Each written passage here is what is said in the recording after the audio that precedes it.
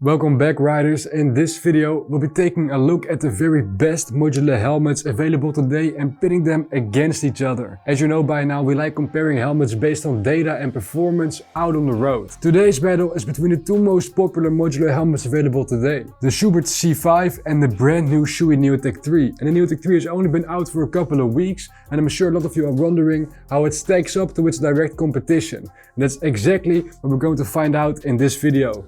Let's get started.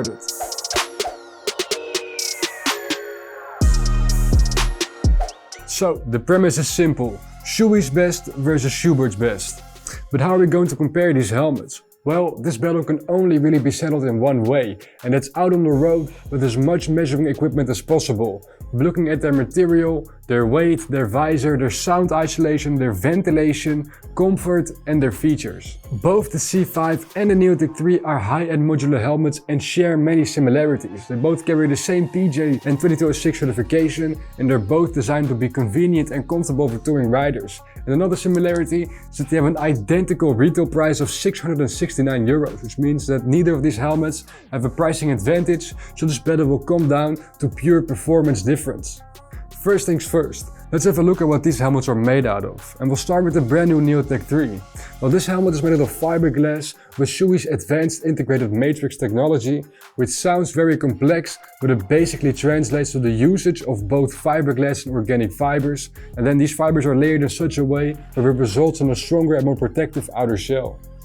Now, the Shoei C5 is very similar in this regard. They have their own fancy name, which is called direct fiber processing, which combines both fiberglass and carbon fibers in one outer shell. No real striking difference here.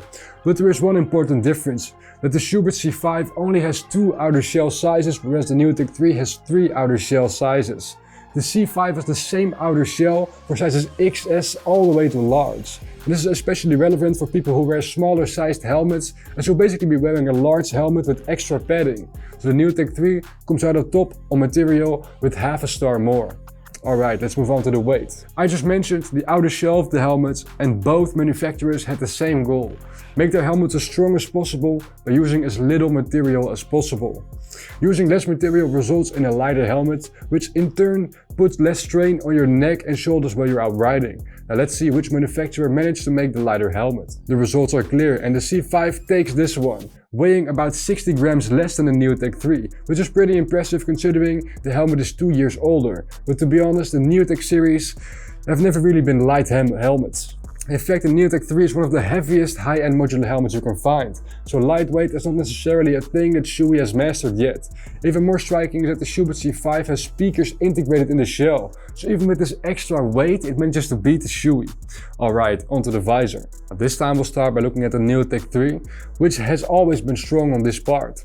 When we grade the visor of a helmet, we're looking at the pinlock preparation, the field of view, quality of the visor mechanism, and closure and sun visors, etc. And all of these things the Neotec 3 visor has in spades. It's got an exceptionally high quality visor mechanism that holds the visor tight in 7 different positions, and most important, it remains smooth and sturdy over time. It's prepared for a max vision pinlock lens, and the pinlock lens comes in the box. The C5 is also no slouch in this area, and it's got many of the same strengths as the Neotec 3's visor. A wild field of view, a pinlock lens in the box, but what sets them apart though is the visor mechanism. The C5 is more prone to be close by the wind when you're out on the road, and the overall quality of the visor is a bit weaker compared to the Neotec. So for the visor, the Neotec 3 wins with half a star more. So far for the comparison in the studio, let's move on to the road test, and we geared up our bike with all of the measuring equipment and put these two to the test. First up, noise isolation, and we've taken the data from our decibel meter inside the helmet to see which helmet is the best at isolating the noise of your bike and the wind. And it turns out that they scored a dead even tie here. They both scored 98 decibels, which means that both of them are only 3 decibels removed from the quietest helmet we've ever measured. An impressive score for both the C5 and the Neotec 3.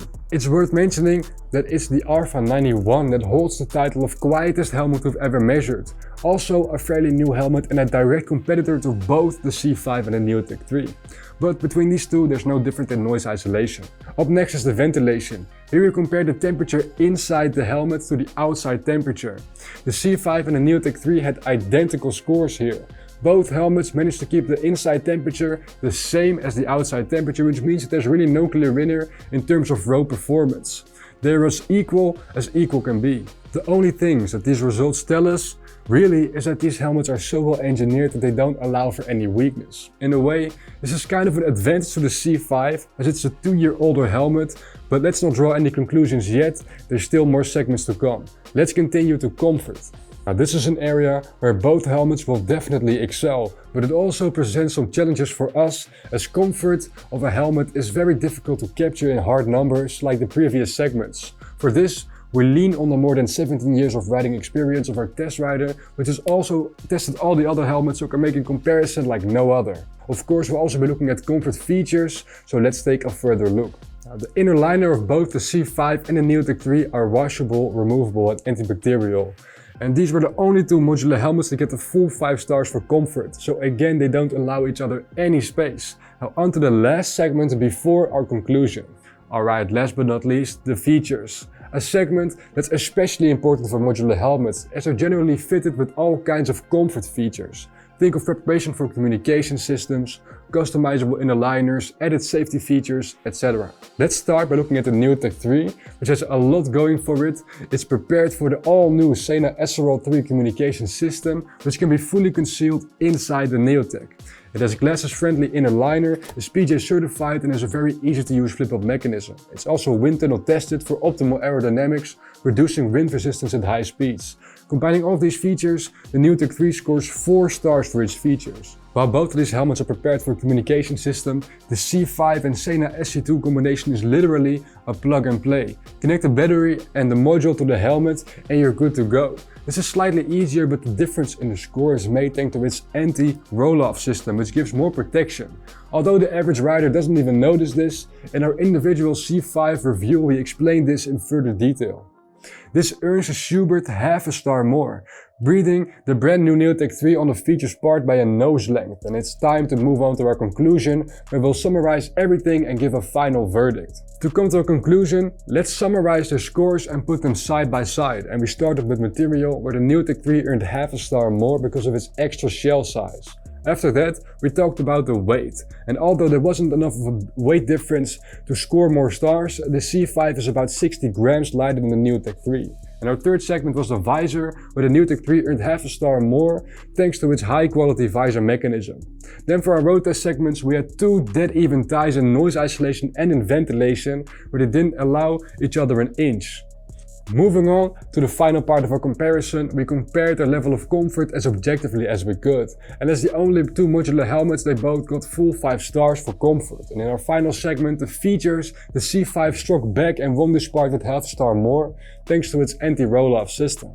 So, coming to the end of this video, who wins? Well, it's good to tell you that we've never had helmets that were this close. So close in fact that we had to resort looking at the decimals in our price per star calculation to show you the difference between them. And now that the smoke has settled, we can see that the Neotec 3 won by the tiniest margin.